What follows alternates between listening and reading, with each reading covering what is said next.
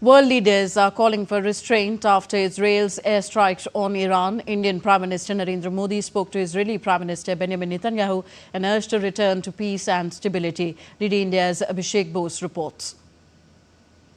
World leaders called for restraint after Israel strikes Iran on Friday. India's Prime Minister Narendra Modi received a phone call from his Israeli counterpart Benjamin Netanyahu. On social media platform X, Prime Minister Modi said, and I quote, received a phone call from Prime Minister Netanyahu of Israel. He briefed me on the evolving situation.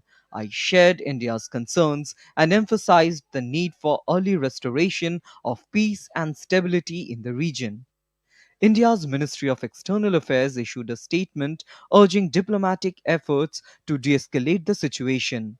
NATO Secretary General Mark Rutte said it was crucial for NATO allies, including the United States, to work to de escalate the situation in West Asia. Well, it is obviously a rapidly evolving situation. This was a unilateral action by Israel. So I think it is now crucial for many allies, including the United States, to work as we speak to de-escalate. I know they're doing that. And I think that is now the first order of the day. The United Nations spokesperson in Geneva said Secretary General Antonio Guterres condemned any military escalation in the wake of strikes. US President Donald Trump suggested that Iran had brought the attack on itself by resisting a US ultimatum in talks to restrict its nuclear program. International Atomic Energy Agency Director General Rafael Grossi reported no elevated radiation levels in Iran but said he was ready to travel there to assess the situation. At present, the competent Iranian authorities have confirmed that the Natanz enrichment site has been impacted and that there are no elevated radiation levels. A special IAEA board meeting will be held over Israel's strikes on Iran.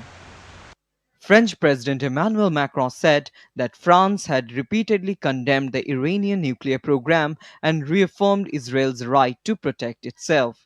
Meanwhile, Russia condemned the sharp escalation of tensions between Israel and Iran and expressed concern.